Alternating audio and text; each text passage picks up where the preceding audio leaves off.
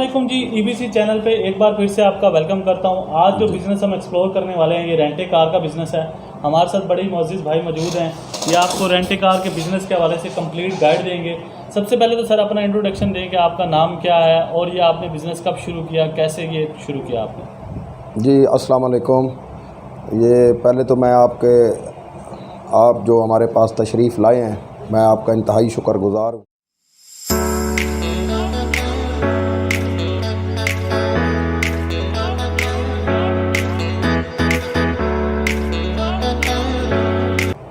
पहले मैं आपको अपना तारुफ़ करवा देता हूँ। जी मेरा नाम जी मोहसिन ख़ान बलोच है। ठीक है। तो ये मैंने कोई रेंट अ कार का कोई 21 साल पहले ये कारोबार बिज़नेस मैंने शुरू किया था। अच्छा। लोकल लेवल से। तो पहले इसके लिए गाइडनेस आपको चाहिए होती है कि डिस्टेंस के बारे में, जो इलाकों के जैसे डीजी खान, विहाड़ी, मेलसी, किलोमीटर्स का। जब आपको किलोमीटर्स का पता चल जाएगा, फिर आपको फ्यूल कंजम्पशन का पता चलेगा कि कितना फ्यूल इस पे लगेगा आने जाने का। ठीक है। फिर गाड़ी का रेंट है, ड्राइवर का होता है पर डे के हिसाब से। तो इस तरह ये मैनेज करके फिर इसको हम अपने क्लाइंट को रेंट बताते हैं और फिर उनके साथ हमारा आना जाना और इदारे का और हम उनका और हमारा इसका नाम के आपस में। सर अपने बिज़नेस की लोकेशन वगैरह बताएं, कहाँ पे ये लोकेटेड जी है? ये जो मेरा बलोच रेंट अ कार है, ये काफ़ी पुराना इदारा है सर। एक इदारे का नाम है अल्हम्दुलिल्लाह, अल्लाह ने हमें इज़्ज़त बख्शी हुई है। और ये 7 नंबर के पास अब्दुल्ला सेंटर में ये बलोच रेंट अ कार है। 8 नंबर और 7 नंबर के दरमियान में ये प्लाजा है अब्दुल्ला सेंटर। उसमें ये चौथी दुकान है, 27 नंबर दुकान।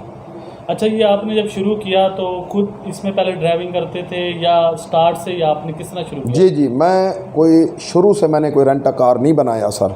ठीक है। मैंने ये काम ग्रास रूट लेवल से शुरू किया है। अल्हम्दुलिल्लाह पहले मैं ख़ुद ड्राइव करता था, आता था जाता था, टोटल पाकिस्तान के इलाके मैंने ख़ुद ड्राइव करके अपने क्लाइंट्स के साथ गया हूँ। तो उस टाइम कोई इतने वसाइल भी नहीं थे, एक ही गाड़ी थी, पुरानी गाड़ी थी 86 करोला। तो लोकल हम चलाते थे, ख़ुद ही ड्राइव करता था। उसके बाद अल्लाह पाक ने मुझे करोला दे दी 2003 मॉडल, और उसके बाद अल्हम्दुलिल्लाह मैंने आके कोई अभी 5-7 साल से कोई इदारा अपना बनाया बलोच रेंट अ कार के। 86 करोले से स्टार्ट किया। आज आपके पास कौन कौन सी गाड़ियाँ? आज मेरे पास अल्हम्दुलिल्लाह मेरे पास कोई 1-2 वैगन और हैं, एक आधी कोई मैरान है। बाकी जो गाड़ियाँ हैं मेरे दोस्त यार हैं, इन्वेस्टर होते हैं इसमें, जो अपने इन्वेस्ट करके गाड़ियाँ लेके हमें दे देते हैं, हम उनको चलाते हैं। ठीक है। उनमें हमारा कोई थोड़ा सा परसेंटेज होता है, 15-20% जो हमारा वो होता है, वो हम परसेंट लेते हैं। बाकी जो प्रॉफिट में से बाकी जो पैसे होते हैं वो इन्वेस्टर जो हज़रात हमारे दोस्त भाई हैं वो उनको पैसे जाते हैं। अच्छा, ये आपने जो इसमें स्टार्ट किया है, इस वक्त आपके पास कौन कौन सी गाड़ियाँ आप रेंट पे दे रहे हैं? जी अभी अल्हम्दुलिल्लाह हमारे पास तमाम गाड़ियाँ हैं। V8 गाड़ी है, V8 है हमारे पास, पराडो है, हाई रूफ है, कोस्टर सलून है, जो ये इम्पोर्टेड करोला के जो सलून बड़ी गाड़ियाँ होती हैं, 28 सीट 16 सीट हाई रूफ है, और BRV है, करोला है, सीविक है, आल्टो है, वैगन आर है। तो ये तमाम गाड़ियाँ अल्हम्दुलिल्लाह हमारे पास अवेल होती हैं हर टाइम। अच्छा, 24 घंटे। चीज़ बड़े कॉन्शियस आवाम रहती है कि भाई रेंट कितना होता है, अंदाज़न थोड़ा जी ये बड़ी जो गाड़ी है, छोटी गाड़ियों का क्या रेंट है, बड़ी गाड़ियों का क्या रेंट होता है, पर डे के हिसाब से होता है, किस तरह होता है, और ड्राइवर आप देते हैं या ड्राइवर मतलब वो खुद लेके जा सकते हैं? इसमें 2 सूरत हाल होती हैं सर। एक ड्राइवर्स के साथ जाती हैं, जो बड़ी लग्जरी गाड़ियाँ हैं उनके साथ ड्राइवर होना मस्ट होता है। ठीक है। छोटी जो आल्टो, मैरान, GLI, होंडा सिटी वगैरह हैं सर, उसमें ये होता है कि हम बगैर ड्राइवर के चाबी पे भी उस गाड़ी दे देते हैं अपने अच्छे क्लाइंट्स को, जिन लोगों को जानते हैं। सही है। तो बाकी अदरवाइज़ जो लोग आते हैं हम उनसे अवॉइड करते हैं, क्योंकि वो खुदा न खास्ता किसी गलत एक्टिविटी में गाड़ी को इस्तेमाल ना करें। उसमें यह है कि हमारे इदारे को कोई नुकसान ना पहुँचे। तो अल्हम्दुलिल्लाह जो भी आता है जिसको हम गाड़ी देते हैं, ड्राइवर या बगैर ड्राइवर, तो सोबर अच्छे इंसानों को गाड़ी देते हैं, कोशिश करते हैं कि उनका अच्छे इंसान। अच्छा, तो ये रेंट वगैरह कितना होता है? छोटी गाड़ियों का भी बता दें, और जो सेडान्स कार हैं या जो बड़ी लग्जरीज गाड़ियाँ हैं इनका क्या रेंट होता है? बड़ी जो गाड़ी है पराडो है सर, उसका हम 15,000 रुपये लेते हैं लोकल, एक इवेंट का, शादी के इवेंट का। एक दिन से मुराद ये होता है सर कि शाम को 6 बजे से लेकर रात 12 बजे तक ठीक है, 6 घंटों का। जी जी, 6 घंटों का 15,000 रुपये लेते हैं लोकल मुल्तान में, जिसमें गाड़ी की ट्रैवलिंग होती है 1 से 2 किलोमीटर। ठीक है। तो वो बस 15,000 रुपये लेते हैं विद फ्यूल। तो अभी रेट्स तो पेट्रोल के काफ़ी बढ़ चुके हैं, लेकिन हमारे रेट्स अल्हम्दुलिल्लाह वही हैं। अच्छा, और छोटी गाड़ियों में क्या हिसाब है, जैसे सिविक है या फिर आपके पास ये जो आप स्पेशल अपनी बाहर की इंपोर्टेड गाड़ी बता रहे थे, उसका क्या रेट है? ये जो V8 है उसका 25,000 है ठीक एक है। इवेंट का, और दूसरा ये जो होंडा सिविक है इसका 7,000 से 8,000 रुपये रेंट होता है ठीक है। इवेंट का, और दूसरा जो ये करोला है इसका 4,000 रुपये से 4500 होता है, और जो वैगनआर है इसका भी 3,000 से 3500 रुपये होता है विद पेट्रोल। ये सब विद पेट्रोल आपको बता। अच्छा, विद पेट्रोल और ड्राइवर। ओके, ज़बरदस्त है जी। जैसे इन्होंने बताया कि रेंट के साथ साथ, मतलब ये सिर्फ रेंट के अंदर आपको सर्विसेज भी दे रहे हैं, जिसमें आपके पास ड्राइवर भी होगा और साथ साथ जो है ना आपको पेट्रोल की सहूलत भी साथ ही दी जाएगी, और ये विद इन सिटी के अंदर है, लगभग 2-3 किलोमीटर के फासले पर आप ये देते हैं। जी जी। अच्छा सर, अब ये बताएं कि कोई बंदा शुरू करना चाह रहा है, इस बिज़नेस में आना चाह रहा है, तो उसको क्या क्या चीज़ें देखनी पड़ेंगी, क्या हर्डल्स हो सकती हैं, किन चीज़ों को उसको मद्देनजर रखना चाहिए? बस एक तो ये है कि आपको इस काम में बड़ा कॉन्शियस रहना पड़ता है। ठीक है। क्योंकि ये बड़ा एक्टिव इंसान का काम है, क्योंकि आपके पास रेंटा कार पे हर किस्म के लोग आते हैं। पहले तो आपको आपकी जजमेंट होनी चाहिए, आप जिसको भी इसका नाम क्या गाड़ी दें, आपका कोई जान पहचान हो उसके साथ। जान पहचान से अलावा कोई बंदा भी आए आप उसको गाड़ी बिल्कुल ना दें, क्योंकि खुदा न खास्ता वो किसी गलत एक्टिविटी में भी इस्तेमाल कर सकता है, तो इससे इदारे को काफ़ी नुकसान तो पहुंचता आईडी है। कार्ड वगैरह नहीं लेते? आईडी कार्ड भी होता है, जो भी होता है। सम टाइम काफ़ी लोग आईडी कार्ड भी लेके आते हैं, सब कुछ करके आते हैं, उसके बाद चेक भी देते हैं, सारा कुछ करते हैं। लेकिन सबसे पहले जो मस्ट है वो गारंटी होनी चाहिए, क्योंकि आईडी कार्ड वाले बंदे का ये तो नहीं पता होता ना कि अब ये कैसा है। सही है। तो आईडी कार्ड से काम नहीं चलता, ताकि उस टाइम ये बात उसकी और क्लाइंट्स और हमारी बनती है जब वो कोई अपना रेफरेंस देता है, कोई अच्छे सॉलिड बंदे की, जो अच्छी शख्सियत हो, जिसको इसका नाम क्या है, जिसको हम जानते हो, ठीक है। तो उसके रेफरेंस से हम रेफरेंस बेस के ऊपर काम शुरू करना है तो उस बंदे को गाड़ी इसके साथ रेफरेंस हो। और दूसरा इन्वेस्टर होते हैं जो इन्वेस्ट करके गाड़ियां ले दें और आप चलाएं, और पहले आपका इस काम में तजर्बा भी होना चाहिए। जैसे मैंने खुद पहले ग्रास रूट ड्राइवर से पहले 10-12 साल गाड़ी चलाई। अलग अलग एरिया के पहले खुद जाके ऑब्जर्व करें कि वहाँ पे कितना खर्चा हो जाता है, उसके बाद ही आप जो है ये काम शुरू करें। सही है सर। इसमें यह है कि अगर कोई बंदा आपके साथ काम करना चाहता है, उसके पास गाड़ी वो लेके दे सकता है, तो क्या आप उसको यहाँ पे फैसिलिटी देंगे? जी, उसमें ये है कि फैसिलिटी ये है कि जो एक इसमें 2 कैटेगरीज हैं। एक बंदा हमें गाड़ी लेके दे के चला जाता है, ठीक है, वो हमारे पास 1 महीने के बाद आता है, अपना रेंट गाड़ी चेक करता है, सारा कुछ करता है, वो हमारी गारंटी पे दे के जाता है।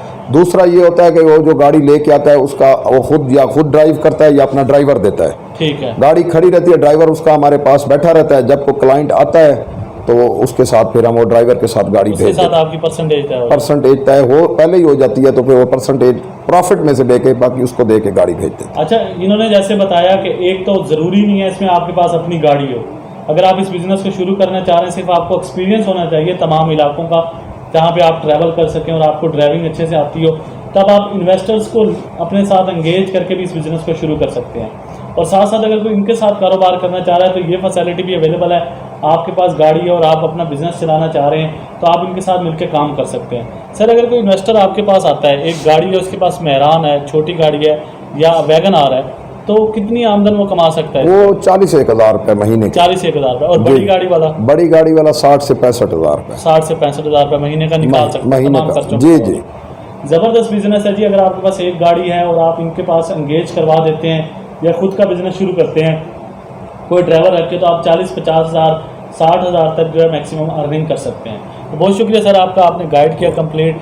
लास्ट में अपना नंबर शेयर कर दें ताकि कोई आपसे रब्ता करना चाहे तो रब्ता। जी बिल्कुल, मेरा नंबर है सर 0300 63 67 088।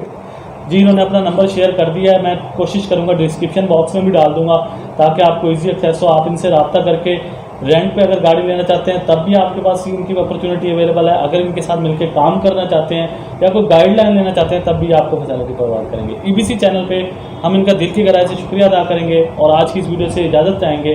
अपना ख्याल रखिएगा। अल्लाह हाफिज़। अल्लाह। अगर ब्रावो से मिलना चाहते हैं तो ये थोड़ी ब्रावो की लुक देते हैं तो आप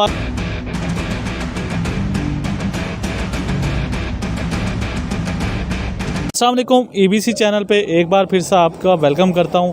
आज का जो हम स्टार्टअप आपको इंट्रोड्यूस करवाने वाले हैं ये फ़ास्ट फूड का स्टार्टअप है और बड़ा ही डिफरेंट और ख़ूबसूरत स्टार्टअप इन्होंने यहाँ पर बनाया है। तो आज भाई से बात करेंगे और ये अपने स्टार्टअप के बारे में बताएंगे और आप लोगों को हेल्प भी करेंगे कि अगर आप इस तरह का स्टार्टअप खोलना चाहते हैं तो आप कैसे ओपन कर सकते हैं। काइंडली सर सबसे पहले तो अपना इंट्रोडक्शन दीजिए और उसके बाद बताइए कि ये स्टार्टअप आपने कैसे शुरू किया।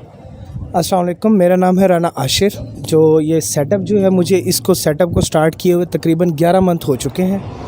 ये सेटअप ऐसे स्टार्ट किया था कि पाकिस्तान के अंदर जैसे आपको पता है कि जॉब्स का सिलसिला बड़ा कम है, तो काफ़ी ज़्यादा जॉब्स वगैरह अप्लाई की तो ऐसा कुछ हो नहीं सका।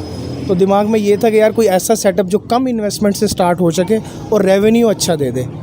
तो उस सिलसिले में जो है मैं एक अपने भाई, अपने दोस्त जो बड़े भाई हैं मेरे, इनाम लंगड़ियाल साहब, उनसे मिला।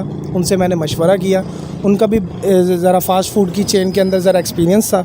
तो हम दोनों की डिस्कशन हुई तो हम इस फाइनल नतीजे पर पहुंचे कि यार हम एक अपना पिज़्ज़ा का जो है वो सेटअप जो है वो लॉन्च करते हैं, जिसके अंदर इन्वेस्टमेंट भी कम है और आपको रेवेन्यू ज़रा अच्छा जनरेट हो जाता है।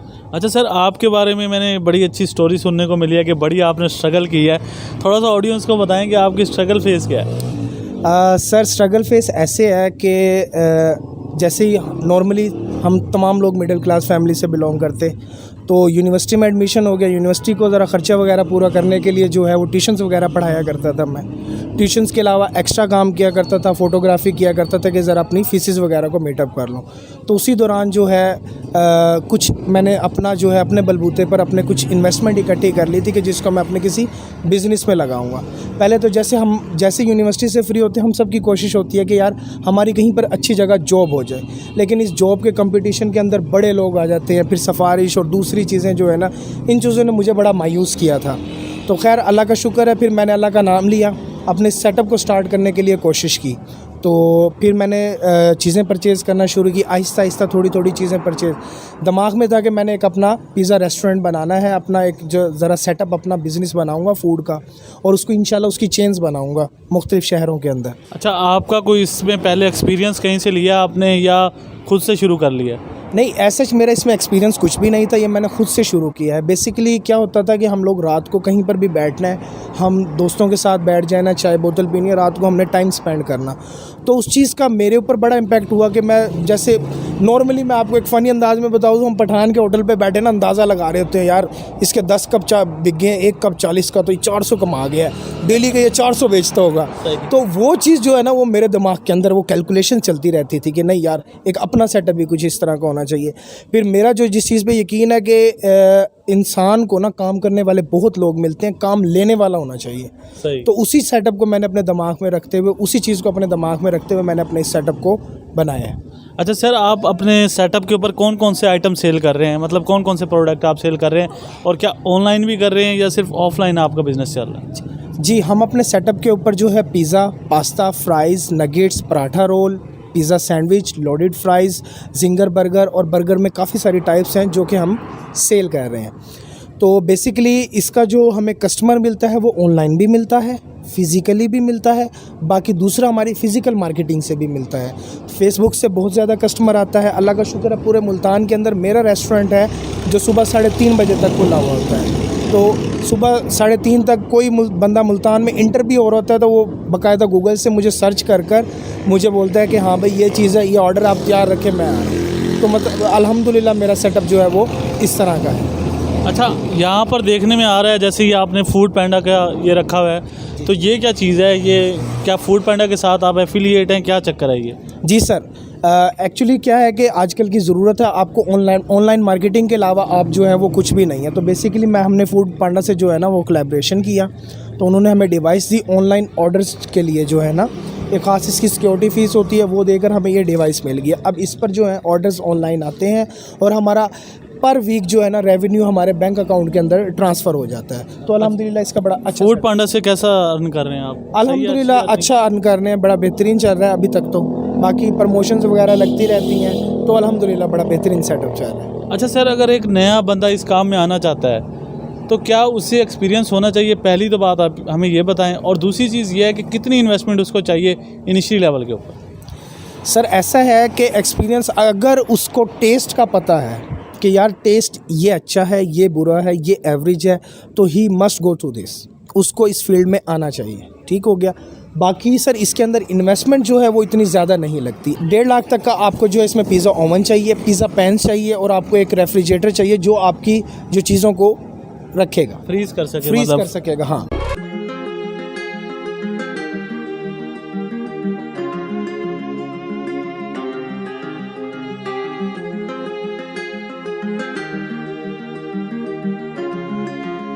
इसके अंदर अगर आपने अपना सेटअप बनाना खुद करना चाहते हैं, या तो आप कोई कारीगर हायर कर लें, ठीक है, कोई शेफ़ हायर करें। आपको इजीली मार्केट से किसी भी सेटअप आप देखें, कोई अगर किसी का सेटअप ख़त्म हो रहा है या आप ऑनलाइन कहीं पर भी डालते हैं तो आपको ऑटोमेटिकली काफ़ी सारे जो हैं इस फील्ड के कारीगर मिल जाते हैं। उसके अलावा सर इसमें कोई रॉकेट साइंस नहीं है, रेडीमेड चीज़ें मिलती हैं आपको। टॉपिंग बाज़ार से मिल जाती है, चीज़ बाज़ार से मिल जाती है, पैटी बाज़ार से मिल जाती है, जिंगर बाज़ार से मिल जाता है, फ्राइज़ बाज़ार से मिल जाती है। ये रेडी टू कुक ऐसे आइटम्स हैं जो विदिन 7 मिनट्स जो है वो प्रिपेयर हो जाते हैं। अच्छा सर, इसमें कोई फाइनेंसिंग भी हो सकती है या फिर ये बिज़नेस जो भी मटेरियल अपना लेते हैं, यूज़ करते हैं, उसकी पहले एडवांस पेमेंट होती है या फाइनेंसिंग भी कुछ चीज़ों में हो जाती है? ऐसा है कि शुरू में तो आपको जो है ना बाय हैंड लेना पड़ता है, बाय कैश देंगे और आपको ऑन द स्पॉट यानी नकद में आपको जो है वो शुरू के अंदर मिल सकता है। फिर बाद में आपके वेंडर से ताल्लुकात अच्छे हो जाते हैं तो आप इन चीज़ों को जो है वो क्रेडिट पर भी उठा सकते हैं। उसमें कितने दिन का मार्जिन होता है? अब मार्जिन आप पे डिपेंड करता है, हफ्ता, 2 हफ्ता, 2 दिन, 4 दिन, जैसे ही आपको हो। और अल्हम्दुलिल्लाह ऐसा होता है कि विदिन 2 to 3 डेज़ जो है वो आपका पूरा हो जाता है।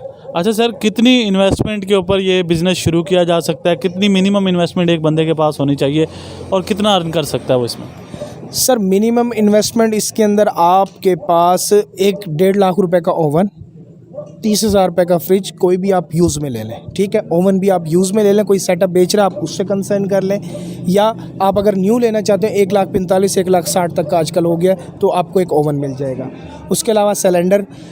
ओवरऑल इसकी इन्वेस्टमेंट मिला के यानी कि जो हमारा इक्विपमेंट है उसकी इन्वेस्टमेंट मिला के ओवरऑल आपको तकरीबन 2 से 2.5 लाख रुपये चाहिए, जिसमें आप अपने सेटअप को आराम से खड़ा कर सकते। 2-2.5 लाख में शुरू 2-2.5 कर लाख। कितना अर्न हो सकता है? ऑलमोस्ट एक अंदाज़ा बता दें हमारी ऑडियंस को, क्योंकि ना ये हर वीडियो का एक स्पेशल पार्ट होता है कि लोग कहते हैं कि यार कमा कितना सकते हैं इस कारोबार। यार ऐसा है कि कमा शुरू के अंदर जो है आपको थोड़ी मेहनत करनी पड़ेगी, क्योंकि आपको अपना मार्केट के अंदर टेस्ट बनाना है।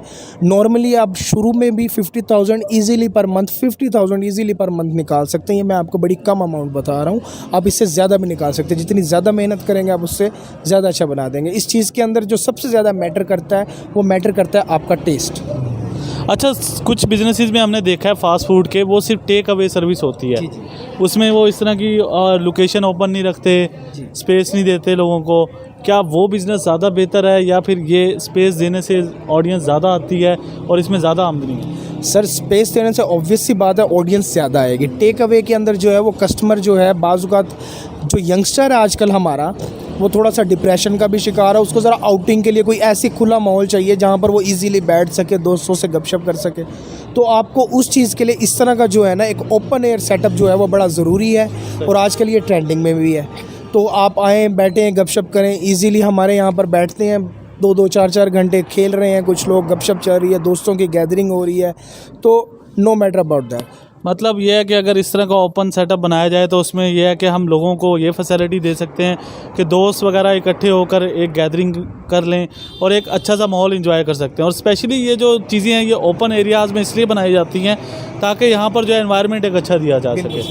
अच्छा सर, लास्ट में अपनी लोकेशन हमें गाइड कर दें, जो भी बंदा आपसे रब्ता करना चाहता है अपना नंबर भी शेयर कर दें, और साथ साथ अपने स्टार्टअप का नाम और लोकेशन हमें गाइड करें। जी सर, जो हमारी लोकेशन जो इस वक्त बेस कर रही है वो बेस कर रही है सेवड़ा चौक, वरियाम चौक, ठीक है। सेवड़ा चौक के साथ ही वरियाम चौक है। ये पुलिस ट्रेनिंग सेंटर वाला जो रोड है उस रोड के ऊपर जो हमारी ये लोकेशन बेस करती है। हमारे सेटअप का जो नाम है वो है कैफ़े पिज़्ज़ा बर्गर, और जो है यहाँ पर ये सुबह दोपहर 3 बजे से लेकर रात 3:30 बजे तक ये ओपन होता है, जिसमें हम टेक अवे सर्विसेज भी करते हैं, डाइन भी करते हैं। ठीक है sir thank you very much, बहुत अच्छा लगा, आपने कीमती टाइम दिया। और EBC के जो हमारे जितने भी ऑडियंस है देखने वाले को, उनके लिए उनका भी शुक्रिया अदा करते हैं इनकी तरफ से कि इन्होंने टाइम दिया और आप लोगों को गाइड करने की कोशिश की कि आप इस बिज़नेस को कैसे शुरू कर सकते हैं, छोटी इन्वेस्टमेंट में कैसे स्टार्ट कर सकते हैं। सर हम दिल की गहराइयों से आपका शुक्रिया अदा करते हैं कि आपने इंतहाई कीमती टाइम निकाल कर जो है हमारी ऑडियंस को गाइड किया। तो इंशाल्लाह EBC चैनल से मैं अब इजाज़त चाहूँगा, सैयद मोहम्मद, इंशाल्लाह अगली वीडियो में हाजिर होंगे। अपना बहुत बहुत ख्याल रखिएगा। कोई कमेंट हो, कुछ चीज़ पूछना चाहते हैं तो वो नीचे हमसे कमेंट बॉक्स में पूछ सकते हैं। सर बिल्कुल जाते हुए मैं एक चीज़ पूछना चाहूँगा कि काइंडली अपना नंबर बता दें ताकि जो कोई ऑर्डर करना चाहता है तो वो ऑर्डर कर सके। सर हमारा जो नंबर है, हमारे पास 2 नंबर्स है, 0305 444 6022। एक और नंबर है हमारा 0344 444 661।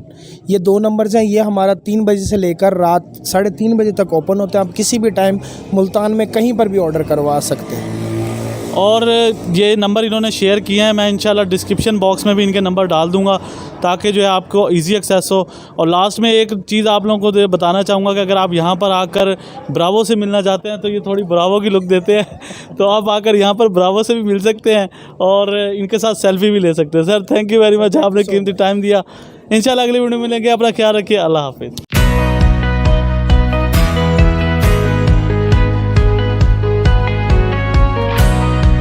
अस्सलामुअलैकुम जी, EBC चैनल पे एक बार फिर से वेलकम करता हूँ। आज हमारे प्यारे भाई जो हैं ये आपको बताने वाले हैं कि अगर आपने गाड़ियों की सेल परचेज़ का काम करना है तो आप कैसे कर सकते हैं। सबसे पहले तो सर आप अपना इंट्रोडक्शन दें और अपने स्टार्टअप के बारे में, जो सेटअप है इसके बारे में थोड़ा सा गाइड करें ऑडियंस को।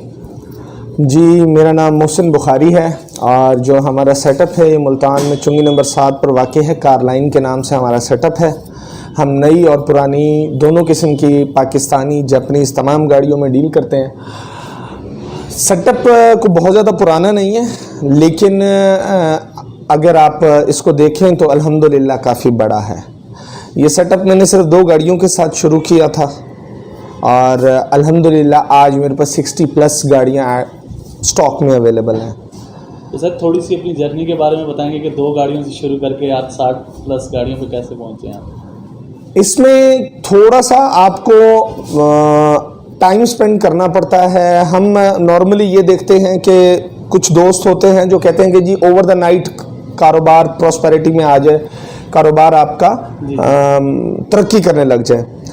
हम 4 साल की या 2 साल की डिग्री लेते हैं जिसमें हमारी जो जॉब मिलने की जो एश्योरिटी है वो हार्डली 10 to 15% के मैक्स कर लें तो कोई 30% उसमें जॉब मिलने की एश्योरिटी होती है। हम बिज़नेस को उस पॉइंट ऑफ व्यू से नहीं लेते कि 2 साल की डिग्री अगर हम बिज़नेस के लिए लें प्रैक्टिकल काम सीखकर, तो इसमें जो आपको जॉब मिलने की चांसेस हैं, एश्योरिटी है, वो अराउंड 80% है फॉर मी। अगर इस काम को आप थोड़ी सी लगन और मेहनत के साथ सीख लें, आपको इसके प्रोज एंड कॉन्स पता हो, आपको गाड़ी की समझ बूझ हो, कागजात की समझ बूझ हो, ठीक है, तो उन चीज़ों में आप इस काम को बहुत थोड़े पैमाने से और बहुत थोड़े सरमाए के साथ शुरू कर सकते हैं। ये ऐसा काम है कि जिसमें आपकी इससे ज़्यादा इन्वेस्टमेंट से ज़्यादा आपके रिलेशनशिप और आपकी नेटवर्किंग काम आती है। अच्छा सर, अगर किसी के पास इन्वेस्टमेंट नहीं है, बिल्कुल ज़ीरो इन्वेस्टमेंट है और वो किसी सेटअप के साथ जुड़ के ये काम करना चाहता है, क्या ये पॉसिबिलिटी होती है इस बिजनेस में? बिल्कुल है। इस सेटअप में आप ज़ीरो इन्वेस्टमेंट के साथ भी, मैं फिर दोहरा रहा हूँ, ज़ीरो इन्वेस्टमेंट के साथ भी बनाने वाले यहाँ पर 2-2 लाख रुपए महीना भी बना सकते हैं। All that without a single rupee. यहाँ मेरे साथ कुछ दोस्त ऐसे हैं जिनके पास 1 रुपये भी जो इन्वेस्ट नहीं करते, वो मेरी गाड़ियों को नेटवर्किंग में लाते हैं। पार्क व्हील्स, OLX और मल्टीपल साइट्स और हैं, उसके अलावा सोशल मार्केटिंग, अपनी फेसबुक और हर तरफ बेसिकली वो लोगों में अपनी एक परसेप्शन जनरेट करते हैं और वो इन गाड़ियों को आगे नेटवर्क करके सेल करते हैं। तो इसमें बड़ा इजीली है, अगर गाड़ी सेल हो जाती है प्रॉपर तरीके से आप सेल करें तो बोथ साइड से आप कमीशन के लिए एलिजिबल होते हैं। जो कमीशन अगर महीने में आप कुछ भी ना कर पाए, 30 डेज में अगर आप एक भी डील मैच्योर करने के काबिल हो जाएं तो आप 30-40 हज़ार रुपये महीना कमा सकते हैं। अच्छा, ज़बरदस्त है। सर ये बताएं कि इसके अंदर क्या हर्डल्स हो सकती हैं, अगर एक नया बंदा आ रहा है तो उसको सबसे पहले क्या बेसिक ट्रेनिंग लेनी चाहिए फिर वो इसको ज्वाइन करे? यहाँ मैं फिर वही बात कहूँगा कि हम बिजनेस को जॉब से घटिया समझते हैं। हमारे माइंडसेट में यह है कि मैं आऊँगा और मैं बिजनेस शुरू कर दूँगा और ऑल ऑफ द सडन हो जाएगा। ऐसा कुछ नहीं है। बिजनेस के लिए आपको किसी भी प्रॉपर प्लेटफॉर्म पे आकर उसको सीखने की ज़रूरत है। आपको डॉक्यूमेंट्स चेक करने आते हो, आपको गाड़ी को चेक करना आता हो, आपको मार्केट की नो हाउ हो कि क्या बिक रहा है क्या नहीं बिक रहा। तो उसके लिए बेहतर ये होता है कि आप किसी भी अच्छे इदारे के साथ जो काम कर रहे हो उनके साथ आप मिलकर उनको ज्वाइन करें, उनसे सीखें, गिव देम सम टाइम। और वो ये नहीं होगा कि उस टाइम में आपको कोई अर्निंग नहीं होगी। एज अ स्टाइपेंड 25-30 हज़ार रुपए आप कमा सकते हैं उसमें से। स्टिल मैं फिर कहूंगा कि महीने में एक डील उनके जरिए भी मैच्योर हो सकती है। अपने रिलेटिव की, अपने फ्रेंड्स की गाड़ी सेल करना या शोरूम को परचेज करवा देना, तो इस सूरत में आपके स्टाइपेंड्स भी बनते रहते हैं। लेकिन उसमें ये होता है कि थोड़ी सी कंसिस्टेंसी की जरूरत है। आप 4 साल की डिग्री के लिए कंसिस्टेंसी दिखाते हैं, काम सीखने के लिए जब आप कंसिस्टेंसी दिखाएंगे तो यहां पर आपको जो रोजगार के मौके हैं वो यहाँ मैं अगर कहूँ कि 90% प्लस है तो भी गलत नहीं है। ठीक है सर, बहुत अच्छा लगा आपसे इंटरव्यू करके और आपने बड़ी अच्छी इन्फॉर्मेशन दी है। सर लास्ट में कोई स्पेशल टिप देना चाहेंगे हमारे ऑडियंस को कि अगर कोई भी कारोबार शुरू करना है उसके लिए कितनी डेडिकेशन होना ज़रूरी है? कारोबार शुरू करने के लिए मेरी एक सिंपल सी टर्मिनोलॉजी है कि अगर आप कारोबार को ग्रास रूट लेवल से करना शुरू करेंगे तो आपके लिए इजी होगा। अगर आप ये कहें कि मैं पहले दिन ही आऊं और मैं रूफटॉप पे बैठ जाऊं, ये पॉसिबल नहीं है। मैंने यहाँ एक बात खुद नुमाई में आ जाएगी लेकिन मैं बताता चलो, मैंने 2.25 लाख रुपए की जॉब छोड़कर ये कारोबार का सेटअप बनाया था। आई वॉज ड्राइंग 1,71,000 रुपये में सैलरी ले रहा था उस वक्त एक रिप्यूटेड मल्टीनेशनल से। 1,71,000 में सैलरी ले रहा था और मैंने वो छोड़कर ये कारोबार ऑप्ट आउट किया था। और ये नहीं कि मैं सीधा आकर इस चेयर पर बैठ गया था। मैंने एक मेरे दोस्त थे, बहुत अच्छे मेरे जानने वाले थे, उनके शोरूम पर गाड़ियां साफ करने के काम से लेकर गाड़ियों को मेंटेन करवाना सब कुछ किया, सीखा, समझा, गाड़ियों की मार्केटिंग को समझा। फिर कहीं जाकर मैंने 1 जनवरी 2021 को इस सेटअप को बिल्ड किया, जबकि 2017 से मैं इस काम में था। ओके, ज़बरदस्त। सर लास्ट क्वेश्चन ये करना चाहूँगा, अगर कोई शख्स आपके साथ जुड़कर काम करना चाहता है तो क्या आपके पास अपॉर्चुनिटी अवेलेबल है? जी हम अपॉर्चुनिटीज़ हमेशा होती हैं उन लोगों के लिए भी जो अपने सरमाए के साथ आना चाहते हैं और उन लोगों के लिए भी जो बिना सरमाए के आना चाहते हैं। दोनों के लिए अपॉर्चुनिटीज़ हैं। उसमें सिर्फ जो चीज़ चाहिए होती है वो डेडिकेशन उनकी अपनी ज़ात के साथ चाहिए, हमारे वो नहीं है। अगर वो अपनी ज़ात के साथ मुखलिस हैं तो काम आसान हो जाएगा। ठीक है सर, आपका शुक्रिया अदा करते हैं, आपने अपना कीमती टाइम दिया और हमारी ऑडियंस को गाइड किया इस बिज़नेस के हवाले से। दिल की गहराइयों से आपका जो है ना EBC की तरफ से शुक्रिया है। थैंक यू, अल्लाह हाफ़िज़। Thank you. EBC चैनल पे एक बार फिर से आपका वेलकम करता हूँ। मैं आपका होस्ट सैयद मोहम्मद आज एक और वीडियो के साथ हाजिर हूँ। आज हम जो है वो मेडिकल स्टोर के जो बिज़नेस है इसको हम एक्सप्लोर करने वाले हैं और जानने की कोशिश करेंगे भाई से कि ये बिज़नेस कैसे शुरू किया जा सकता है, इसमें क्या क्या हर्डल्स होती हैं और इन्होंने कैसे शुरू किया, ये अपनी सक्सेस स्टोरी भी आपसे बताएंगे। मुझे इनकी सक्सेस स्टोरी जानकर बहुत ही अच्छा लगा कि ये एक बैंक मैनेजर थे और बैंक मैनेजर की जॉब छोड़ के इन्होंने ये बिज़नेस स्टार्ट किया। तो आपको यही अपनी जो बीती अपनी ज़ुबानी सुनाएंगे। आए बात करते हैं सर, सबसे पहले तारुफ कीजिए। जी, तनवीर सत्तार मेरा नाम है। मैं अब्दुल्ला मेडिकल हॉल के नाम से अपना एक बिज़नेस रन कर रहा हूँ। तो इसको मैंने तकरीबन स्टार्ट किया 2.5 से 3 साल हो चुके हैं मैं, और अल्हम्दुलिल्लाह बड़ा अच्छा जा रहा है बिज़नेस। तो बाकी बिज़नेस के स्टार्ट में इश्यूज़ भी होते हैं, कुछ लीगल रिक्वायरमेंट्स भी होती हैं, तो इनको पूरा करने के लिए ज़ाहिर बात है बंदे को थोड़ी एफर्ट भी करनी पड़ती है। लेकिन वक्त के साथ साथ इन चीज़ों से बंदा बाहर निकल भी आता है और बड़ा मुझसे स्ट्रीमलाइन हो जाती है हर चीज़, कोई इतना बड़ा इशू नहीं है। सर ये बताएं कि आप एक बैंक मैनेजर के तौर पे जॉब कर रहे थे और ये हमें बड़े अच्छा लगा कि आपने बैंक मैनेजर की तरफ से जॉब करते हुए यहाँ पे शिफ्ट हो गए। इस स्टोरी को थोड़ा सा हमारी ऑडियंस को बताएं कि कैसे चेंज आया इतना बड़ा और आपने कैसे डिसाइड किया कि इतनी बड़ी जॉब छोड़ के आप अपना काम शुरू करें। बस बैंक की जॉब लोगों को दूर से ज़्यादा बड़ी लगती है, इतनी बड़ी होती नहीं है। अच्छा। तो लेकिन ये एक अच्छी जॉब है, बुरी नहीं है, मैं उसको बुरा नहीं कहूँगा। लेकिन मुझे ये है कि पर्सनली थोड़ा सा शौक था बिज़नेस की तरफ आने का, तो कुछ अर्से बाद मैंने कोशिश की और मैं इस तरफ आ गया। अच्छा कोई इतने बाकी चीज़ें चलती रहती हैं साथ में। अच्छा, अगर एक जैसे आपने स्टार्ट किया, ज़ाहिर बात है स्टार्ट में आपको नॉलेज नहीं था कि ये बिज़नेस क्या है, किस तरह शुरू किया जा सकता है, आपने इसकी इन्फॉर्मेशन के लिए क्या एफ़र्ट्स की, और अगर नया बंदा जो इस बिज़नेस में आना चाहे वो किस तरह एफ़र्ट्स करके जो है इस बिज़नेस को स्टार्ट कर सकता है? सर इसके 2-3 वे हैं और कुछ थोड़ा सा इंसान की अपनी पर्सनल स्किल्स भी होती हैं कि अभी किस तरह से उसको सर्च करता है चीज़ों को।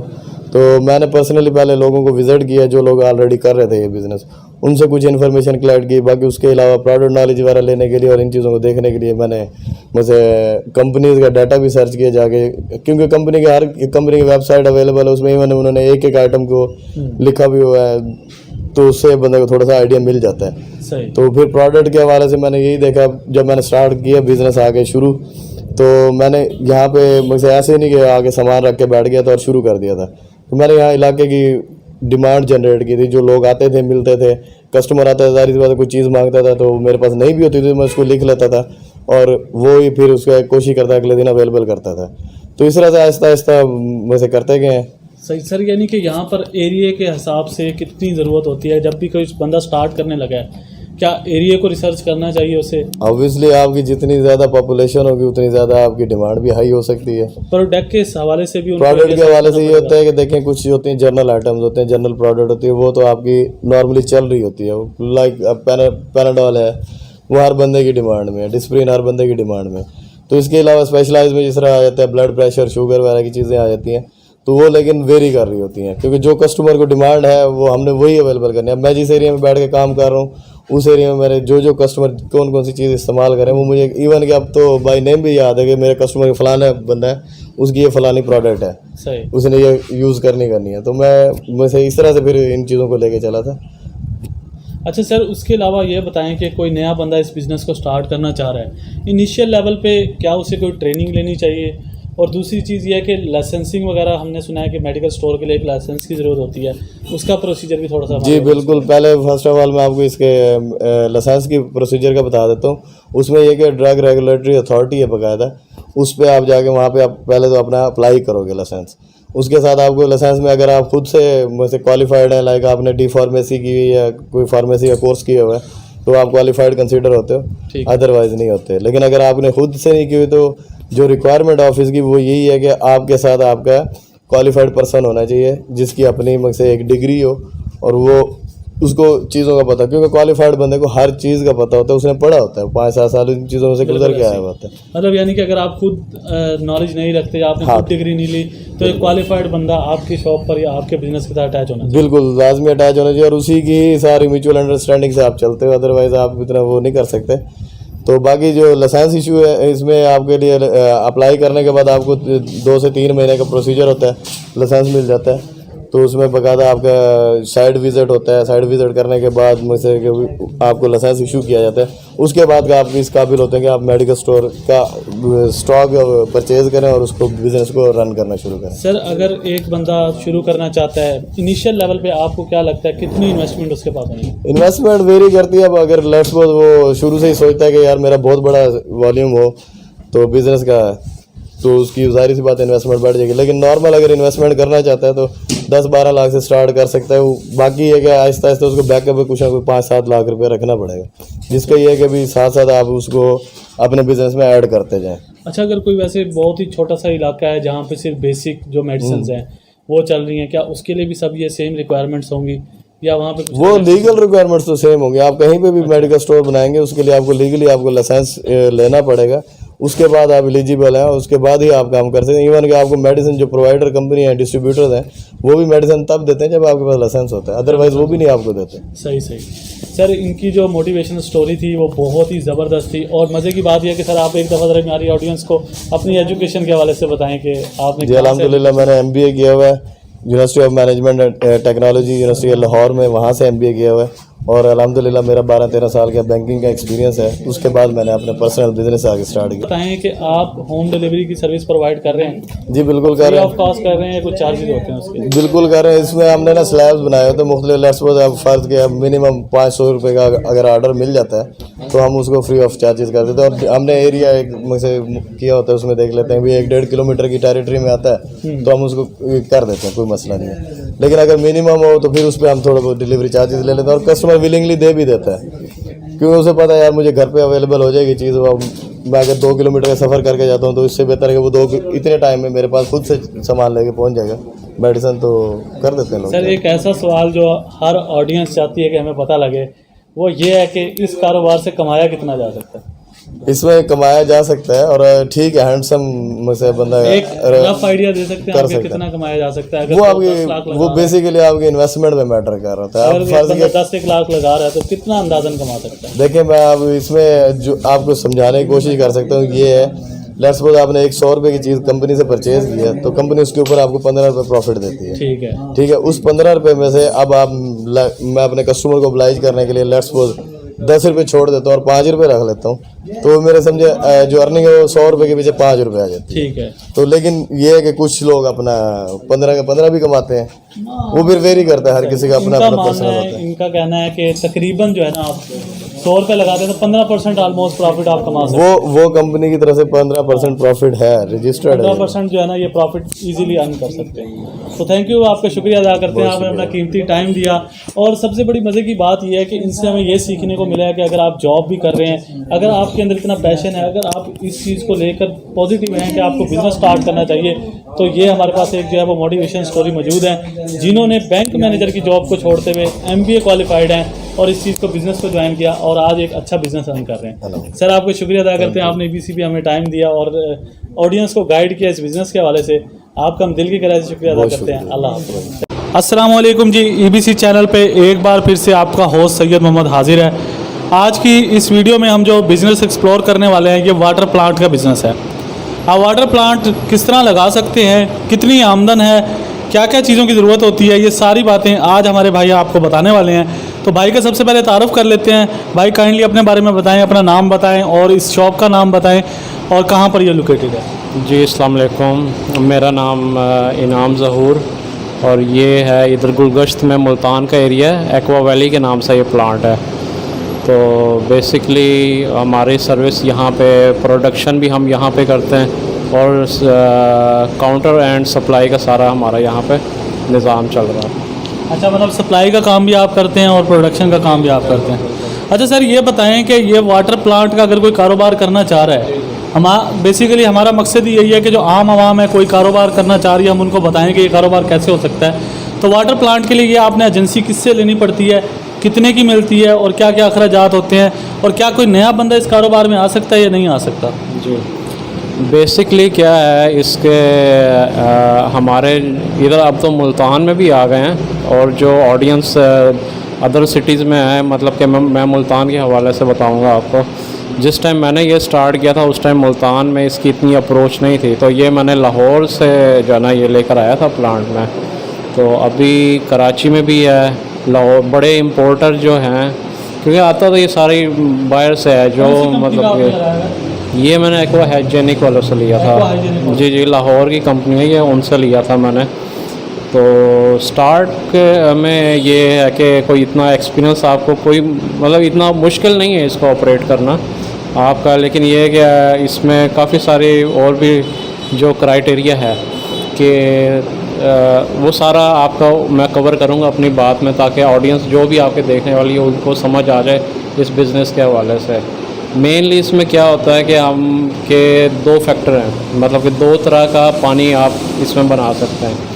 एक तो है जी पानी सिर्फ साफ़ करना, ठीक है। दूसरा होता है जी मिनरल्स ऐड कर देंगे तो आप वो ऑब्वियसली मिनरल वाटर। जी तो बेसिकली हमारे जो सबसे पहले स्टेप है इसका वो ये है कि आप अपना मतलब कि जो भी एक सेटअप वगैरह जो भी जगह वगैरह आपने लेनी है वो वहाँ पे लेके सारा कुछ करेंगे। उसके बाद क्या है कि आपको ये बिज़नेस स्टार्ट करने से पहले फूड का अथॉरिटी से आपको वो परमिशन लेनी पड़ेगी। ये विदाउट मशीनरी, अभी मशीन लेनी है तो वो दे देंगे इसका सेटअप भी? नहीं, वो ये सब उसका जो है ना, ये आपका सेटअप इंस्टॉल्ड होना चाहिए। ये तकरीबन स्टार्टिंग इसकी कॉस्ट पड़ रही है ये प्लांट की तकरीबन 6 से 7 लाख की है। लेकिन अगर मैं आपको टोटल में बताऊं ऑल ओवर द, तो आज के हिसाब से तकरीबन 10 से 12 लाख में आपका उसमें मतलब कि आपका इवन आपका shop rent, shop advance A to Z में मतलब कि 10 ये लाख रुपए में मतलब 10 में आपका ये अच्छा वो स्टार्ट हो सकता है। तो इसके अलावा जो है मिनरल्स का ये है कि मिनरल्स की जो इसका है डिफरेंट टाइप्स के हैं मार्केट में, लेकिन मैं रिकमेंड हमेशा यही करता हूँ कि जो है ना अच्छी कंपनी के ही आप उसमें मिनरल्स वगैरह करें। तो लोग इस चीज़ को स्टार्ट करते हुए भी इस चीज़ का बड़ा वो करते हैं जी कि पानी मतलब कि क्लीनिंग ही ठीक है, मिनरल का कोई इतना नहीं है। लेकिन मेरे हिसाब से मिनरल्स की भी अपनी जगह पे अफाद है, क्योंकि आपकी सेहत है तो उसमें सारा कुछ है। बिल्कुल सही। जी बिल्कुल। अच्छा सर, ये बताएं कि अगर आप खुद अवेलेबल नहीं हैं, पार्ट टाइम काम करना चाह रहे हैं, ठीक है, खुद आप यहाँ पे मौजूद नहीं हैं, तो क्या आप किसी बंदे के थ्रू किसी को हायर करके कमा सकते हैं इस बिज़नेस से, या वो पॉसिबल नहीं है? बिल्कुल, ये इतना कोई मतलब कि टेक्निकल नहीं है। आई मीन टेक्निकल तो है, लेकिन कहने से मतलब ये कि इतना मुश्किल नहीं है। ये कोई भी इजीली बंदा मतलब कि कोई अगर पार्ट टाइम इसको रखना चाहे तो पार्ट टाइम भी हो सकता है, फुल टाइम रखना चाहे। इसमें मतलब कि काफ़ी सारे चैप्टर कह लें या मतलब कि टाइप ऑफ नेचर वर्क है कि आप चाहते हैं कि काउंटर आपने नहीं करना, आपने सिर्फ डिलीवरी का ही करना है, तो उसमें आप डिलीवरी टीम रख के अपनी जो है ना सारी ये डिस्ट्रीब्यूट कर सकते हैं मार्केट में। हम इधर एट द मोमेंट मतलब काउंटर पे भी कर रहे हैं और हमारी डिलीवरी सर्विस भी अल्हम्दुलिल्लाह से मतलब कि ये इस इलाके के ये ज़िक्रिया टाउन के लोग मतलब कि बहुत अच्छे उसमें जाना कहते हैं मतलब कि मुतमईन है हमारे इसकी प्रोडक्ट की सारी उससे। अच्छा सर, ये तो आपने 10 लाख की एक बड़ी इन्वेस्टमेंट बता दी है। अगर किसी के पास 2-4 लाख रुपए हैं, क्या वो छोटा एक सेटअप लगा सकता है या नहीं लगा सकता, या वो किसी और तरीके से किसी से माल लेकर सेल कर सकता है या नहीं कर सकता? नहीं, उसमें मैं आपको सही बताऊं जनरली 3 से 4 लाख में नहीं हो सकता। उसमें एक इसकी एक ब्रांच है वो काम कर सकता है। लाइक अगर मिनरल्स और इसकी जो एक्सेसरीज़ आप जैसे मोबाइल की होती है ना, कुछ हैंड फ्री वगैरह होता है जो भी है, इसमें भी हमारी ये बोटल्स होती हैं 1/2 लीटर की, 1.5 लीटर वाली, और इस तरह के अलावा कैप्स वगैरह होती हैं, और जो भी हमारे प्लांट से रिलेटेड जो एक्सेसरीज़ हमारी यूज़ होती हैं वो वाला काम उसमें कर सकता है। लेकिन प्लांट के लिए लीस्ट एंड लीस्ट कम से कम भी आपके पास 6 से 7 लाख होना चाहिए। अच्छा सर, एक बंदा 6-7 लाख रुपए लगा रहा है इस कारोबार में, महीने का कितना निकाल सकता है इस कारोबार से? अंदाज़न एक आप बताएंगे कि इतना बिजनेस से अर्न किया जा सकता है? अगर आप इसमें 10 की भी इन्वेस्टमेंट करते हैं ना, मतलब कि आपका एक सेटअप सारा रनिंग मतलब चल रहा है अच्छा, तो लीस्ट देन लीस्ट मेरे हिसाब से आप महीने का और कुछ नहीं 1 लाख से 2 लाख रुपए आराम से आप निकाल सकते हैं। अच्छा, खर्चे निकाल के? हाँ जी, हाँ जी। इनका मानना है कि अगर आप 6 से 7 लाख रुपए या मैक्सिमम 10 लाख रुपए इन्वेस्ट करते हैं तो तकरीबन 1-1.25 लाख रुपए आप महीने का बड़ी आसानी से सेटअप पे अर्न कर सकते हैं अपने एक्सपेंसेस निकाल के। बहुत ही ज़बरदस्त आइडिया है। अगर कोई भी शख्स वाटर प्लांट का ये लगाना चाहता है तो वो बड़े आसानी से लगा सकता है, ख़ुद भी काम कर सकता है, किसी को हायर करके भी इस बिज़नेस का आगाज़ कर सकता है। तो हमने कोशिश की है कि आज आपको इस सेटअप पे बताया जाए, ईबीसी के सेटअप पे, कि वाटर प्लांट का बिज़नेस कैसे शुरू किया जा सकता है। और हम भाई का शुक्रिया अदा करेंगे कि इन्होंने इस वीडियो को बनाने में हमारे साथ ताउन किया है। इंशाल्लाह अगली वीडियो में हाजिर होंगे। अपना ख्याल रखिएगा, मुझे इजाज़त दीजिएगा। अल्लाह हाफिज़।